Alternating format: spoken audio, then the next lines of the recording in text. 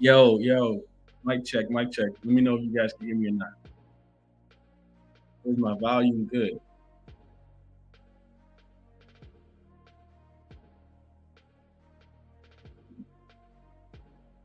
Yep, you good. Appreciate you, Chaz. I have no idea what's going on with the volume there. I actually had to switch up my computer. Um, my joint might just be shot, but appreciate everybody in the chat. Appreciate y'all for still sticking around too. We'll jump straight into it, man. We'll jump straight into it. I wasn't talking about much in the beginning. We wanted to kind of give a quick little recap of yesterday. We took yesterday I was on the Connecticut Sun -4, and if you got there late, you definitely lost some money. It ended up being a push. Shout out to Alyssa Thomas for making those late free throws. But shout out to the Fever. They came out, played hard from the beginning in that game yesterday, and kept it close, kind of hung around. So WNBA moves to 5-1-1. You guys can see the playoff record. Still got a lot of work to do there to get all my money back that I've lost so far. But it's a few spots on the board that I'm really liking today. So we're gonna jump right into it. As always, you guys can enter the ChrisBeCappinn t-shirt giveaway. Just pick the right side. You know who you think is going to win tonight's game. What do you think the correct total is going to be at a game? The person that is the closest will receive a ChrisBeCappinn NBA t-shirt, and announcements will be tomorrow. So let me know what you guys are thinking there. Let's jump into it. So first game up, and actually the only game on the board, I'll just shift to the right side to actually get my notes up. Boston Celtics and the Indiana Pacers. We talked about this one yesterday. We did a quick little preview. I showed you guys the sheets, right? We talked about the Pacers offense versus the Boston Celtics defense. We talked about the opposite as well. I pulled both of those up and put them on the screen for you guys to make it just a tad bit easier if you're interested in looking at it from an analytical perspective. So in this game, I said it yesterday, I'm only looking towards Boston. You do got Porzingis out as we kind of all expected. It looks like Porzingis is going to be out at least through game 2. Xavier Tillman also listed as questionable in this game for personal reasons. And then on the Pacers side, I think everybody's going to be fully healthy. Now, if you guys know anything about just long-term history of betting the NBA, you always want to fade the team coming off of Game 7. Not always, but most of the time, you're going to be on the right side if you just fade that team. I talked about this yesterday as well. Boston did finish 3-2 straight up, but just 2-3 against the spread in the 5 matchups this season against the Indiana Pacers. They lost 122-112 in their only matchup without Porzingis as well. So I do think that's going to make Boston just a tad bit more focused here. And I think Boston is going to try to run Indiana early. It makes perfect sense. Boston's not a team that really wants to get out and run the transition as much, but it makes sense that you run the team that's coming off the Game 7. And I think looking at the team total in this one, Boston team total is like 115.5. But Boston's only averaging like 109 points in the playoffs. So I think that's pretty telling that the total is up so high. And a big part of that is because, Indiana is not the greatest defensive team. Defensive rating of like 114.1 per 100 possessions in the 5 games so far that these teams have played. So I think Boston to get to their team total as well. It's a lot of different ways I think you could play this one. I know I talked about Indiana fourth quarter team total under, just thinking that they will run out of gas late in this spot. And I do think that that's still in play. Just kind of getting a little bit deeper in a couple of the angles that I was looking at. The big one, I think, was the Boston's the Celtics offensive rating in the 5 games, right? The Pacers defense has gotten a little bit better since before the All-Star break, but they still in the 5 games that they played, Boston averaged 126 points. Remember, they hit them for 150, 155, I think it was, in the first game of in the first matchup that they played. You got Tatum averaging 33 points per game, Jaylen Brown averaging 38 points per game. So the Pacers have had no answers on the defensive end for either one of the Jays. And the Celtics, another key area as well, in my opinion, is just game ones. Boston is 2-0 straight up, 2-0 against the spread in game 1 so far this season. In the playoffs, they're winning by an average of 22.5 points versus the Miami Heat and the Cleveland Cavaliers. And they went over their team total in both of those games. They averaged a combined 117 points, did the Boston Celtics. And when you look at the trends, right, you look at a team coming off of game 7, and it's after the first round. 22 and 44, 22 and 41 straight up, 24, 38 and 1 against the spread is the situation for the Indiana Pacers, only covering about 38% of the time. Teams coming off a game 7 facing an opponent who didn't even have to go to game 6, it gets even more stifling. 11 and 22 straight up. That also fits the Boston Celtics because the Pacers did have to go to game 7. Boston, of course, finished off the Cleveland Cavaliers in 5 in the last round. It just keeps getting worse and worse and worse. You look at road dogs off of game 7. Now, do I think the Indiana Pacers are going to keep this series competitive? I do think so. But do I think it's going to be in game 1? I do not. I will only be looking towards Boston laying the 10 points here and towards their team total over 115.5. I think their first half spread is -6. You can get a 5.5 on BetMGM. I think that's also in play. Boston should come out here early and often and put this Pacers team, I think out of their misery early in game 1 here. So yeah, it's only Boston in this first one. Let's see what y'all saying in the chat real quick. How long I've been talking?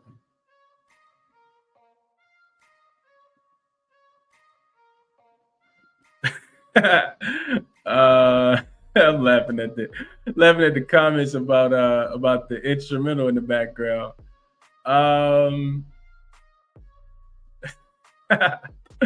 Dano says he likes Boston first half team total at 59.5. I considered that as well. Justin says he got the team total minus on Boston at 115 in his pocket. Bet it yesterday. Now it's at 116.5. So you still can get a 115 on FanDuel minus 110. That's the way I'm looking at playing this game a couple different ways, Justin. That's definitely one of them for sure. I like that look a lot. Boston team total over. Mr. Cashout says Celtics have covered the minus 4.5 in the first half versus the Pacers 88% since the 2022 season. Okay. It's a nice trend there. Mark says, I'll play Boston first half as usual. Brian says total over 56 in the first quarter. And Justin, I did not get your email, my brother. Make sure it's 2 P's and 2 N's, Justin. ChrisBeCappinn@gmail.com. Or shoot me your email address and I can email you to make sure you got the right one as well. So I can get your t-shirt in the mail. But I did not get it. I checked my spam folder, didn't see it as well. Let's see. Frank says that Boston team total over is a nice look. And I would agree. Spanky says he likes Boston trifecta. Think the first quarter is the best spot. What do you think about it? I think as the game goes on, Indiana's going to wear out even more. So first quarter, not necessarily my favorite play, but don't let me talk you off. Boston has been really, really good in the first quarter. So don't let me talk you off at all. Let's keep it pushing. Next game up, we got the W. We got three WNBA games, and the one that I'm most interested in is this one, actually. We got the Dallas Wings. They will be in Atlanta tonight. They are getting the Atlanta Dream laying 5 points here as a favorite. This line opened at 4. Total is coming up because last night this total was at, let me check it real quick. This total was at, I think it was 166 and a half. So it's up about 2 points. So looking at the Wings, they're coming off a 9-point loss as a 4.5-point home favorite against the Chicago Sky. This is the first road game of the season for them after splitting those 2 home opening games against the Chicago Sky. This is the first of at least a 3-game road trip for the Atlanta Dream as well. They play again on Friday in Phoenix. So a lot of traveling for this Dallas Wings team. They, of course, were in Dallas. They travel to Atlanta. They're in Atlanta already. And then they got to fly out to Phoenix for their next game as well. Looking at Atlanta, this team is coming off a 3-point loss. It's a 2.5-point road favorite against the Phoenix Sun. This will be their first home game after splitting on the road. They beat the Sparks in the first game of the season. Then they lost to the Phoenix Mercury with Kalia Copper absolutely going bananas. I think she hit him for a career high, like 38 points. And they don't play again. Atlanta doesn't play again until Sunday when they host the Minnesota Lynx, who'll be coming into town. So head-to-head, Dallas has actually beaten the Atlanta Dream 6 straight times, and they've covered all 6 spreads. I would only be able to look towards Atlanta in this game, though. I didn't play the full game, but actually my favorite play of the day is actually Atlanta Dream first half. You can get, I don't know if the twos are still open, but I sent it out last night to the members. I like Atlanta early in this game. I do think that they're gonna cover the full game as well. And I wrote in my notes, I lean their team total over as well, and that's really just based on Dallas's defense. I think it's a tad bit, numbers are a tad bit inflated because, in my opinion, the Chicago Sky going to struggle offensively. So you look into the numbers, and it looks like the Dream defense have been playing well. I don't think it's necessarily been that great. In Atlanta, this will be their season opener. I think it's going to be rocking in their gym tonight. And if you remember back to last season, Atlanta played really, really well when they were at home. They averaged about 4 more points per game at home than they did on the road. And the other biggest thing to me is the playoff revenge. Atlanta was swept last year by this Dallas Wings team in the playoffs. And now Dallas, you look at Dallas, they're going to still be shorthanded. Natasha Howard's going to be out, I think, from 3 to 6 weeks after she broke her foot. You still be without Satu Sabally, of course. She's not returning anytime soon. There's no Crystal Dangerfield. I'm just having trouble, really wanting to back this team. And you see that you kind of manifest itself in their last game against Chicago Sky. The Dallas Wings turned the ball over, I want to say 20 times. Coach Tremmel was not happy about that. And I do think that was, due to lack of point guard play, which they don't have anybody to protect the basketball here. Coach Wright also mentioned, Tanisha Wright for the Atlanta Dream, she also mentioned that they got to come out and throw the first punch and not get punched in the mouth like they did in their last game against the Phoenix Mercury. So I think that they'll have the attention to detail early in this game. The Dream finished 10-3 straight up, 8-4-1 against the spread. So they were covering about a shade under 70% last year as home favorites. And they were a +7 in the first half and a +8 on average as well. I do think the Dream are the better team tonight. So I like the Dream. I didn't play them -5, but I did give out the -2. I would play it at 2.5 as well. 2.5 as well. I do think the Dream going to have a multiple possession lead at the end of the first half tonight against the Dallas Wings. So hopefully, if you guys want to rock with me there, this is my biggest WNBA play of the season too. And if they don't cover the first half, then I'll play them full game. But I do think it's a Dream spot tonight for sure in Atlanta. Next game up, we got the Washington Mystics. They will be in Los Angeles taking on the Sparks tonight. This line actually opened with the Washington with the Sparks laying 4, and it's down to 3.5. You got Shakira Austin, who's looking like she's going to make a return for the Washington Mystics after missing the game against the Storm on Sunday, and Brittany Sykes, who was listed as doubtful on Sunday, was in that walking boot after hurting her. I think it was her leg or ankle against the Connecticut Sun last week. She will not play today. I'm not sure if she's going to be with the team or not. I would imagine she would be with the team because the Washington Mystics got a game against the Phoenix Mercury on Thursday, so they're going to be on a nice little Western Conference road trip here. And Shakira Austin coming back, I think it will be helpful. Now, the Washington Mystics, they're 0-3 straight up on the season, but they are 2-1 against the spread. The only cover that they didn't have came Sunday against the Seattle Storm when they were without Shakira Austin and Brittany Sykes. This will be their first game on the West Coast after hosting Seattle on Sunday, like I said already. And that's one of the reasons why I want to fade the Washington Mystics here. I think this sets up really, really, really well for the Sparks to get their first win of the season. Now, the Sparks are 0-2 as well, 0-2 straight up, 1-1 against the spread. They're coming off a very impressive cover against the Las Vegas Aces. They lost that game 89-82, and they were getting 18 points in that game. And they play again on Friday, but no travel involved. They get the Indiana Fever coming into their gym to Crypto.com Arena on Friday. You look into it, and both of these defenses has been bad. The Sparks rank 11th defensively as far as points allowed, but the Mystics offense is also 11th. And you got to look at who the Sparks have played against. They played against, really good offense in the, against the Las Vegas Aces, and a team that wants to get up and down the floor as well. So my thoughts are this: you got the Sparks coming off. They got one more day's rest than this Washington team. They were already on the West Coast because they were playing against Vegas in their last game, even though they did have to go on the road. And they have more rest after the game as well. And that's a trend that's been very, very profitable over the years. I think that they do get their first win today. And I'm just curious to see what the line comes down to, because the lower it drops, the more I like the Sparks in this one. And that's the only way I'm looking to play it. I think Washington is going to be in a tough travel spot, coming cross country. They've been on the East Coast for a very long time, of course.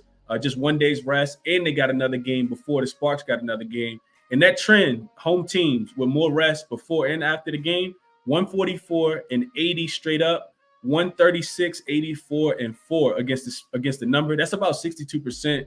26 and 8 straight up, 26, 7 and 1 against the spread, covering about 79% since the 2022 season. Again, that's home teams with more rest before and more rest after the game.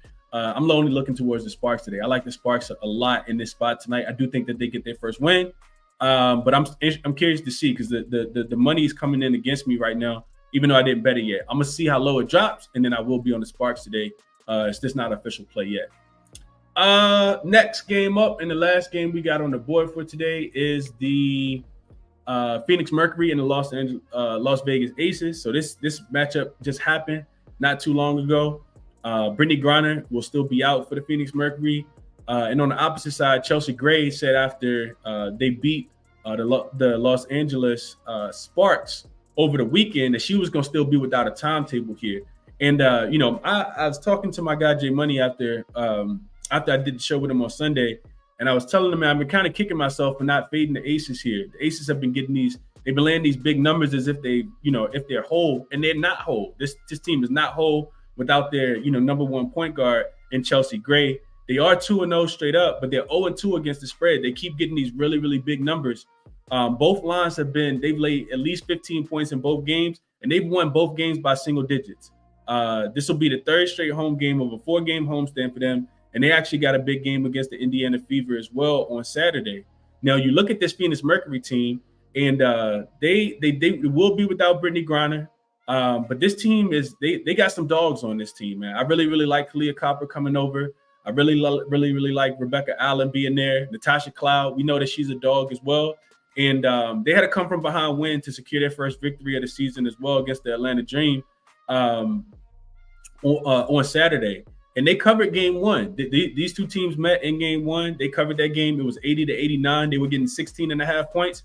And now you see this line opened at 15 and it's down to 14.5. I do think that the Phoenix Mercury are the right side as well. I've never really enjoyed fading the Aces at home. But, without Chelsea Gray, I think she's arguably the best point guard in the WNBA.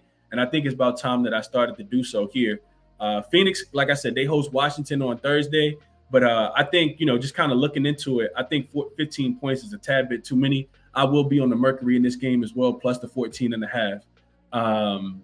I do like the Mercury in this spot. It's just a tad bit too many points. As far as head-to-head matchup, Aces have won the last 10 straight head-to-head games against the Mercury, but they've actually only covered 3 of the last 10. They're 3-7 against the number, all the Las Vegas Aces, because typically they land such a big number. People just typically get scared to to fade them. But I do like what I'm seeing from the Phoenix Mercury. I will be on the Mercury here today. Last but not least, the total 7-3 to the over in the last 10 matchups as well. Game one between the teams went under 170.5, and I think this total is actually trickling up. I want to say it opened right where the last one opened at, which was 170.5, and it's up to 171. So I do like the Mercury plus the points here. And I just think that, the Aces offense it's not as crisp without Chelsea Gray, which is understandable. They also got Kirsten Bell listed as doubtful. I'm not sure if she's going to play, but this Las Vegas Aces team is not a team that has a lot of depth. They just have really, really great starting lineup. They don't have a lot of depth coming off that bench. So I like the Mercury plus the 14.5 here, and I'll probably stay away from the total. So let's see. Short list here before I get up out of here. Excuse me. Like I said, Atlanta Dream, my top player today. I like him in the first half, -2, -2.5. Short list. I have not played Boston yet, but I'm going to be on Boston. I'm probably going to be on Boston first half. I like Boston team total to go over 115.5. And like I said, I do like the Sparks a lot tonight as well. I'm going to just see where this line drops at, because the lower it drops, the more I like the Sparks. May even be a money line play, but I'm just going to see where the line settles at, especially with it opening at 4. And then I like the Mercury as well. I just kind of went over that one. But, I like the Mercury a lot. I think it's a lot of ways to get paid today. Hopefully the show was helpful for you guys. Figure out what, I said that helps. Hopefully it's a part of your handicap already, or maybe I pushed you in a way that you were already kind of looking. But these are the top ways that I like the games today, man. I think it's a lot of money to be made today, for sure. But Boston team total over 115.5. Minus 110 on FanDuel right now. It is up to 116, like Justin said, on most books, but you can still get a 115 if you have access to FanDuel. I really, really like that look a lot. And as that game goes on, like I said, I think Boston will be in the driver's seat as well. But I like all these looks, man. I really, really like them all. And I wish you guys the best of luck no matter what it is that you play. As always, resources are here that I use to handicap the games. I got to add a couple as well. But members, I talked about, doing the model for the WNBA and having the team versus team stats. That'll be dropping soon for everybody that's tuned in. I will share those on a daily basis. And got to shout out the sponsor, OddsJam. If you guys are interested in, taking your sports betting experience to the next level, definitely check out OddsJam. They got a bunch of different things over there. If you've never been on the website, shame on you. Use code CBC to get 25% off your first month. If you're interested in checking them out, you can cancel after the first month, but I do think it's worth the shot for sure. And that's what I got for you guys, man. If you found the show helpful, do me a favor, hit the thumbs up button, share the show as well, subscribe to the channel. I apologize for having the technical difficulties. I'm not sure what is even going on. I couldn't even get it fixed. I had to shift to my MacBook, which I typically don't like to use for doing shows, but my apologies for that. I will chop the show up and kind of edit that. Well, I can't edit it out, but I'll put the title in and make sure people that, join the show late, aren't necessarily having to listen through that. And it's crazy because I was actually on time today. I think I might have been like 1 minute late, and which is why I'm ending the show, a little early as well. But yeah, man, it's a lot. It's a lot going on over here. But I appreciate all the real ones for riding with me, man. Hopefully you guys have a great day. Best of luck on all your action. The link to my official plays, as always, will be in the description. And I will catch you guys in the next one, man. Enjoy the games tonight. And I'll catch you guys in the next one, man. I'm out.